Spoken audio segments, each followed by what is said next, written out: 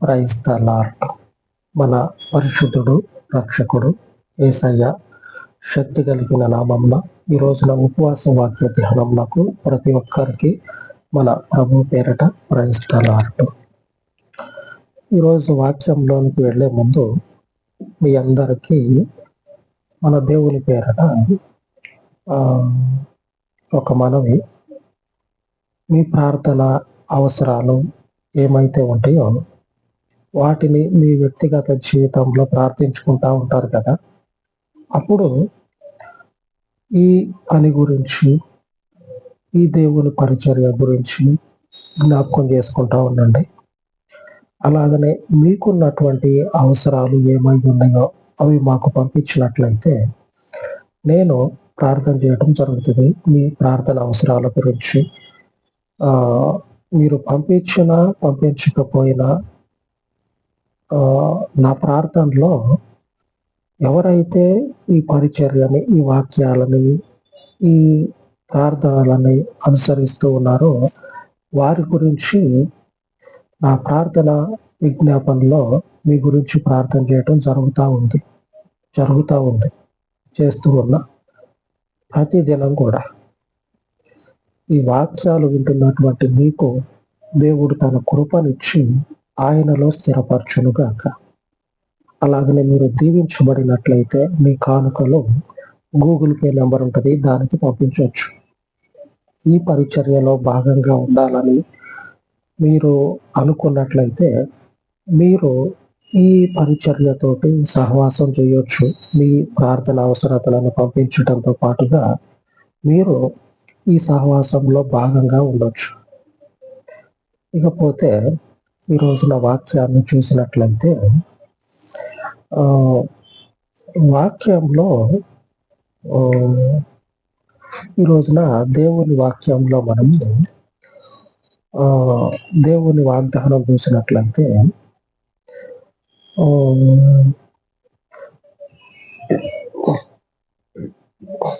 దేవుని ఎడల విశ్వాసం ఉంచి నిరీక్షణ కలిగి ఆయనతో పాటు నడిచే క్రమంలో మనకి ఎవరైతే శత్రువుగా ఉంటారో వారి దేవుడు శత్రువుగా ఉండి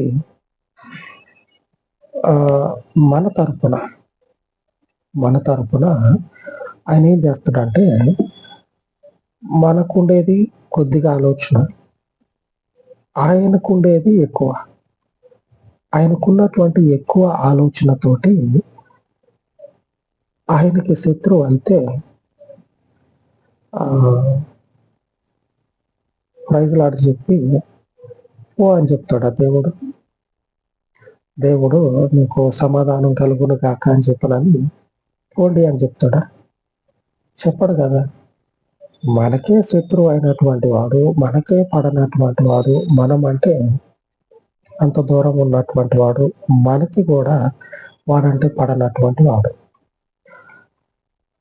ఆ సమయంలో మనకి ఎంతటి శత్రుత్వం ఉంటుందో అంతకు మించి దేవునికి శత్రుత్వం ఉంటుంది. ఏంటో చెప్తున్నా కదా, మనది కొద్దిగా ఆలోచన, దేవుంది మనకు మించింది.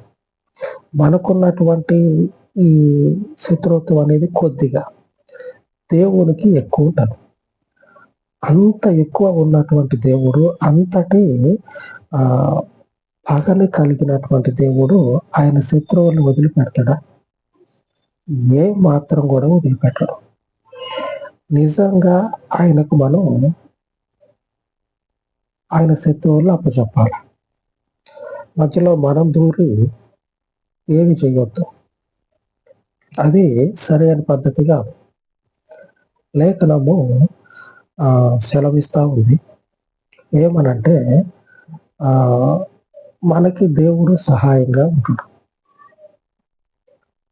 సరే, బాగుంది. ఇప్పుడు దాకా చెప్పుకున్నదంతా బాగుంది, దేవునికి స్తోత్రం.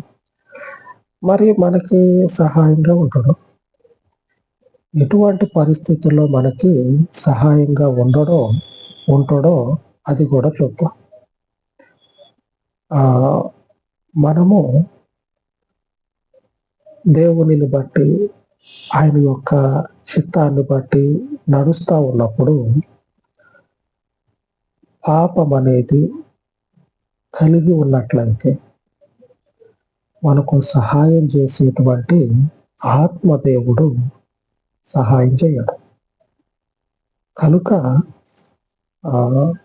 దేవుని యొక్క ప్రజలై ఉన్నటువంటి మీకు, ప్రియమైనటువంటి దేవుని ప్రజలైనటువంటి మీకు దేవుని వాక్యాన్ని ముందు పెట్టి చెప్తా ఉన్నారు. కీర్తన గ్రంథము 51వ అధ్యాయము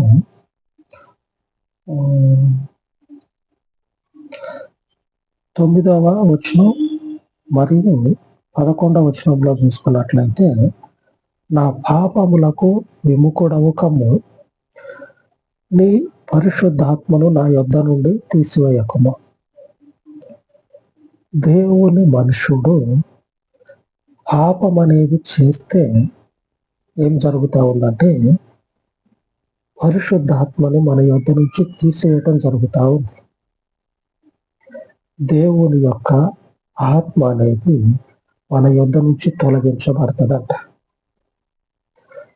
ఉపవాసాలుండి కడుపు కాల్చుకొని ఆకలి ఎక్కడైతుందో అని చెప్పానని ఆకలిని చంపేసుకొని టీలు తాగి, టీ తాగితే ఆకలి కాదంటారు కదా, అట్లాగే టీలు తాగి ఆకలిని చంపుకొని దేవుని సన్నిధిలో పశ్చాత్తాపంతో నిలబడతా ఉన్నాం కదా.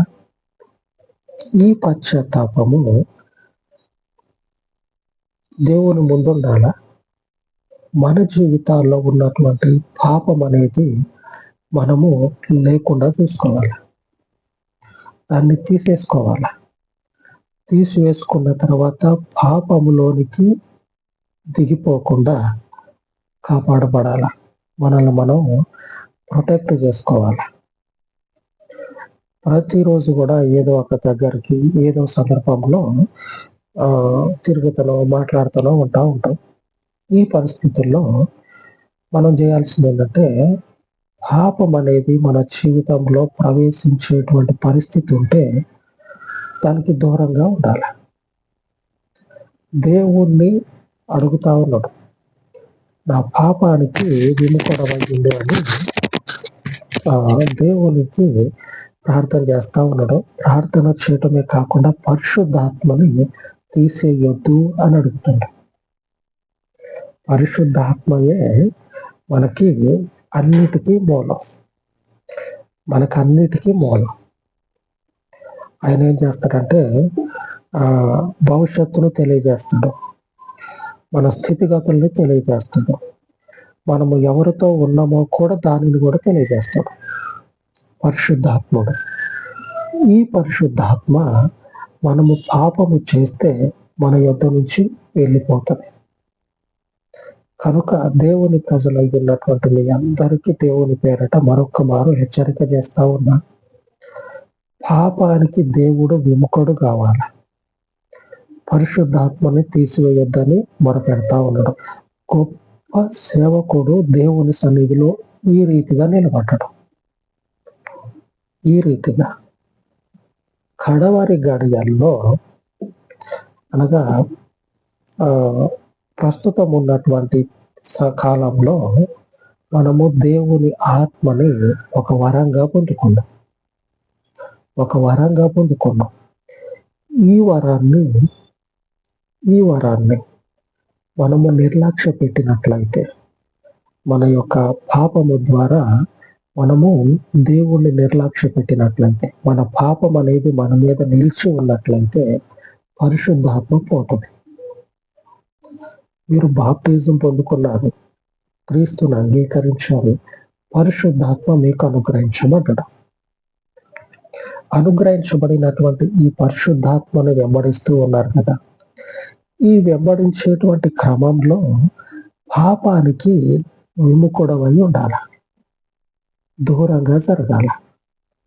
సహోదరి అయినా సహోదరుడైనా దూరంగా ఉండాలి.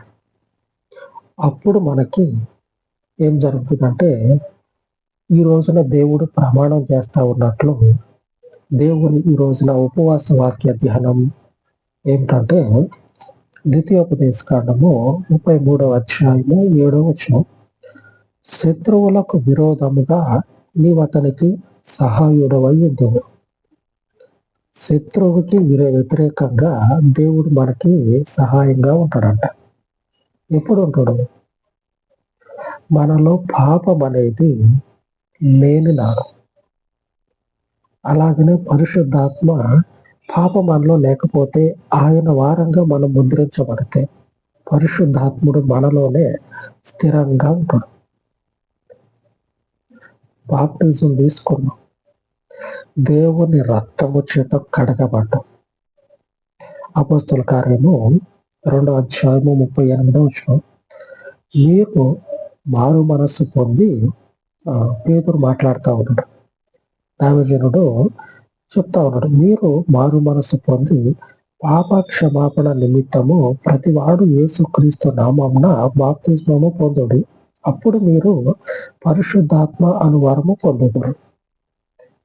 ఈ పరిశుద్ధాత్మ దేవుడు ఏం చేస్తాడంటే మనతో పాటు నిత్యము మనకి సహాయంగా ఉండి, శత్రువులు ఉన్నారు చూడండి, వారికి విరోధంగా ఉంటాడు. మన ఆలోచన కొద్దిదే, మనకున్నటువంటి ఈ పగ, ఈ ప్రతీకారం కొద్దిదే. కానీ మనలో ఉన్నటువంటి దేవునికి మనకు మించినటువంటి ప్రతీకారం ఉంటుంది శత్రువు మీద. శత్రువుకి విరోధముగా దేవుడు మనకి సహాయం చేస్తాడు. ఇప్పుడంటే పాపానికి విముఖుడవు కావాలి. ఉంచుకోవద్దు, పాపం జోలికి పోనేవద్దు.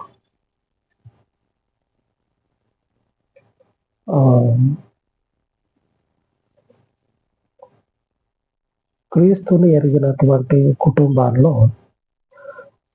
ఎవరైతే ఇప్పుడు ఈ వాక్యం వింటున్నారో, టీనేజ్ అంటే ఇంకా వీలైతే అంతకు మునుపు నుంచి భయంకరమైనటువంటి పాపాలలోనికి దిగొద్దు. భయంకరమైనటువంటి పాపాల్లోనికి దిగొద్దు. అది వ్యభిచారం కావచ్చు, లేకపోతే శరీరాన్ని పాడు చేసుకునేటువంటి దురలవాట్లు కావచ్చు. దిగొద్దు.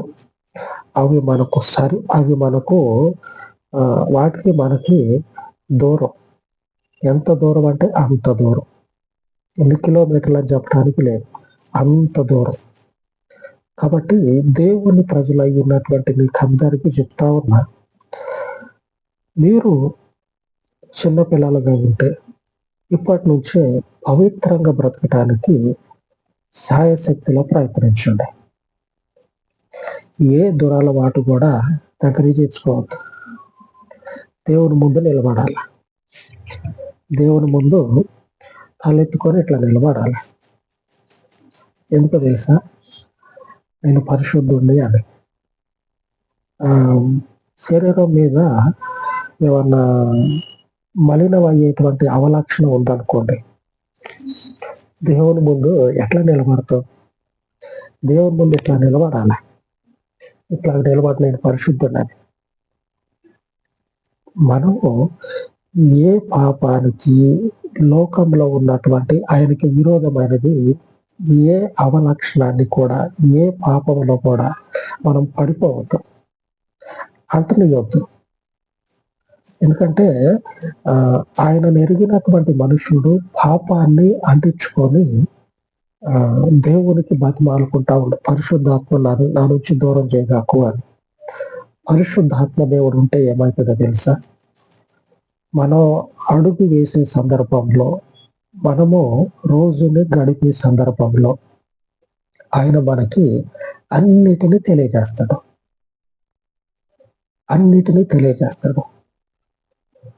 జీవితము ఎటువైపు వెళ్ళాలో, ఎటువైపు వెళ్తున్నారో, ఎక్కడున్నారో, ఎలాగుండాలో అన్నీ తెలియజేస్తాడు. ఆ పరిశుద్ధాత్మ దేవుడు మన శత్రువులకు తగినటువంటి ప్రతీకారం చేస్తాడు, మనకి సహాయంగా ఉంటాడు. కాబట్టి దేవుని యొక్క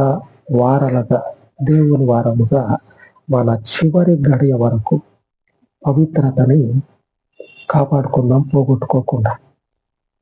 ఆయన పరిశుద్ధతకి నిలువెత్తు నిదర్శనం. ఆమేన్.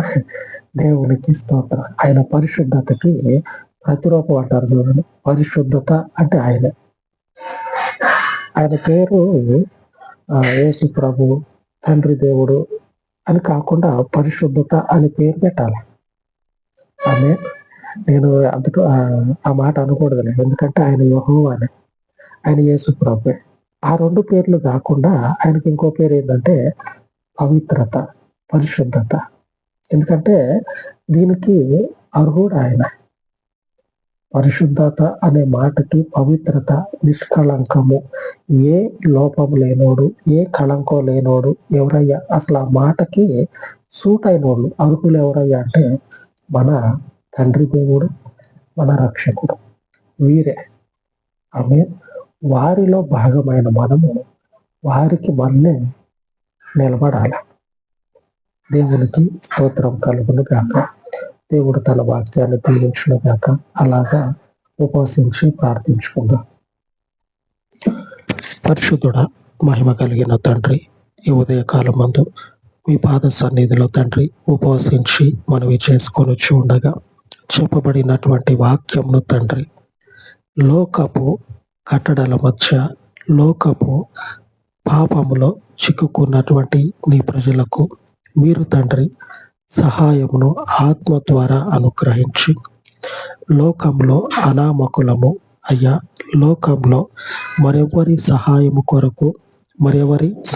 కొరకు ఎదురు చూసినా కానీ ఏ మనుషుడు కూడా, మరెవ్వరు కూడా సహాయము చేయలేనటువంటి స్థితిలో ఉన్నటువంటి వారము. ఎందుకనగా లోకము చేత నిందించబడి దూషించబడినటువంటి వారము. అట్టి వారమయ్యుండి మీ సన్నిధిలో నిలిచి ఉండగా మా పక్షముగా నిలిచి తండ్రి, మీ పేరట సహాయమును దయచేయమని నిన్ను ఆశ్రయించినటువంటి నీ ప్రజలకు ఎన్నడూ కూడా నీ కృపను దూరము చేయక ఈ నీ ప్రజలను తండ్రి శాశ్వత కాలము కూడా మీ సన్నిధిలో స్థిరపరిచి మీకు మహిమ కలుగునట్లుగా మీ ఆత్మ యొక్క సహాయమును, మీ ఆత్మ యొక్క ముద్రింపును అనుగ్రహించమని మీ కృప కలిగిన పాదముల యొద్ద ఈ మనవులన్నిటినీ ప్రతిష్ఠించి ఈ ఉపవాస విన్నపాలన్నిటినీ కృపలో జ్ఞాపకము చేసుకొనమని యేసు పరిశుద్ధ నామమున ప్రార్థించి వేడుకొనుచున్నాను తండ్రి. ఆమేన్, ఆమేన్. మన పరిశుద్ధుడయ్యున్న దేవుని కృప మనకు తోడయ్యుండి మనలను నడిపించును కాక. ఆమేన్, ఆమేన్.